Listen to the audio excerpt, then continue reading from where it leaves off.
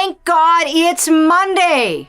Wouldn't it be great if you felt that way every Monday morning and every one of your team members did as well? Hello, FASTSIGNS franchisees, it's me again. Last week, I talked about positive leadership and how it helps you and it helps your team. And this is kind of continuation of that very same message. We all want work to feel positive and engaging. Who doesn't dream of waking up on a Monday morning excited to go to work? Positive psychology explores the science behind positive emotions, since they're linked to all the benefits of improved health, well-being, longevity, and greater quality of life. On the flip side, anger, anxiety, depression, and worry are all related to poor health. So as leaders, we can create an environment where our people feel, thank God it's Monday. Our genes, according to scientists and researchers, our genes are responsible for about half of our happiness levels. Our actions and attitudes account for the other 40% of our happiness. So if our choices and our attitudes have significant impact on our happiness, how do we cultivate and maintain a state of positivity and well-being in the workplace, in our workplace?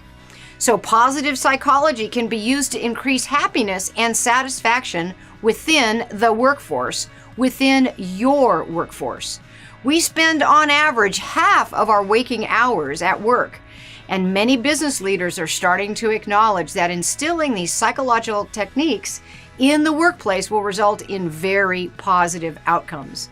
Not only might staff be more cordial and engaged in the space, but staff productivity is also shown to increase. As an employee or a manager or the leader, you can put these ideas into practice to foster positivity, and then you'll also see improvement in performance, motivation, engagement, original thinking, and conflict resolution skills. So what are some of the ways that you can create this kind of environment so your people are excited to come to work? One is to do things to create positive emotions. People thrive when they're happier. When mood becomes brighter, we set higher goals. We persist longer working towards them. We experience less stress and less fatigue and show better team cooperation and problem solving. But how do we make people happier? Brain scans show that when subjects are instructed to list their gratitudes daily, there is increased activity in the part of the brain associated with happiness. Of course, it's difficult to force feelings of happiness, but when we cultivate that grateful mindset, happiness often comes along for the ride. So here are some really interesting ways organizations have adopted these innovative ideas. As an example, by listing appreciations as a standing agenda item at the beginning of staff meetings, individuals can nominate someone or something for which they're grateful. This culture of gratitude can also decrease stress levels by pausing the rushed reality of work and pausing to give thanks. As an example of a shout out or gratitude to start your daily production meeting, it could be as simple as, I appreciate Julie for printing out the industry sell sheets for me to keep in my car on sales calls. So your outside salesperson might say that at the daily production meeting. Or, I appreciate Mike for cleaning out the installation truck and preparing it for my installs tomorrow. I appreciate Bill who told me about the forward slash in Corbridge so I can find orders and estimates quickly. Or, I appreciate Jenny who set up actions and scripts in Illustrator to increase my productivity. So as you as the leader start at your daily production meeting doing some shout outs about your people, you're then going to find that your people start doing shout outs about each other. This is triggering that gratitude, triggering that activity in the happiness section of the brain. Another way business leaders are creating happiness and positivity in the workplace is to understand the importance of personal relationships at work. Science shows us the greatest way to influence our happiness is to invest in our personal relationships. Evolution has wired us to connect with others for survival. These connections have the power to affect how we feel. So according to research on happiness, our moods are literally contagious. This happens because of mirror neurons in our brains. If your coworker starts celebrating next to you, the cells in your own brain start to fire as if you're engaged in similar celebration behavior. These mirror neurons, developed over the years of evolution, help us understand other people's feelings and intentions.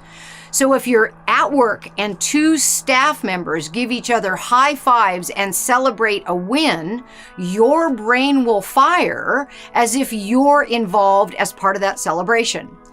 Given that we're wired to connect with others and that we are neurologically affected by watching others, think about watching a movie and feeling those emotions in a movie. It's the same function in our brains. It seems obvious that workplaces should be designed to foster connection and friendships. A recent survey by Virgin Atlantic Airlines showed that 40% of the respondents named their coworkers as the top reason they enjoyed their work. Over 2/3 of the respondents reported not only did those positive relationships increase their productivity, but helped mitigate stress in the workplace. So, the centrality of the relationship between our social connections and our internal happiness cannot be overstated. It's time to get to know the person sitting next to you a little bit better. It's time to get to know all your team members a little bit better. Scott Crabtree, a renowned and experienced leader at Intel, suggests a certain kind of way to get people to know each other. It's called a Pecha Kucha presentation. Now, in Japanese, Pecha Kucha roughly means chit-chat, but this is a specific format of a presentation. Usually, each person brings 10 to 20 slides with only photographs on them, and they have 20 seconds to explain each slide. The key here is people can only talk about their personal life. So it's not going to be pictures of what they do at work. It's going to be pictures of what they do in their personal life, or pictures of things that represent what they do in their personal life. The difference was immediate and significant. Scott Crabtree did this with groups of engineers coming together for the first time and did not do it with groups of engineers, and actually measured the difference. And for those groups that did this kind of a presentation sharing about their personal lives, 20 seconds a slide for 10 to 20 slides, those people immediately started treating each other more like collaborators and less like competitors. Crabtree goes on to say that this was the most effective tool he has ever used in quickly building trust and understanding in new team members. As a manager or a team leader, you need to be aware of how contagious positivity and negativity can be, and be aware of the importance of managing morale, because just one unhappy team member can make for a completely unhappy office. While it's unrealistic to skate on happiness alone, work environments can still encourage a work culture of supporting each other when the work gets hard. So help your staff come together and connect by organizing team building events, and encourage people to get to know each other and build genuine relationships. Make it clear to staff that socializing is not only tolerated, but it's also encouraged. Some people will be more positive in their outlook and disposition than others. And those people, those positive people, are really, really valuable to organizations. The trick is to seek out those people, find them, cherish them, and most importantly, spend time with them. Your team could benefit from their sunnier disposition. So in today's video, we've talked about 2 ways to create this "I can't believe it's Monday, I get to go to work" attitude. We've talked about starting every staff meeting with people sharing appreciation for each other. And we've talked about the importance of creating great connection between coworkers. Continued next week, we'll share 2 more ideas. See you then.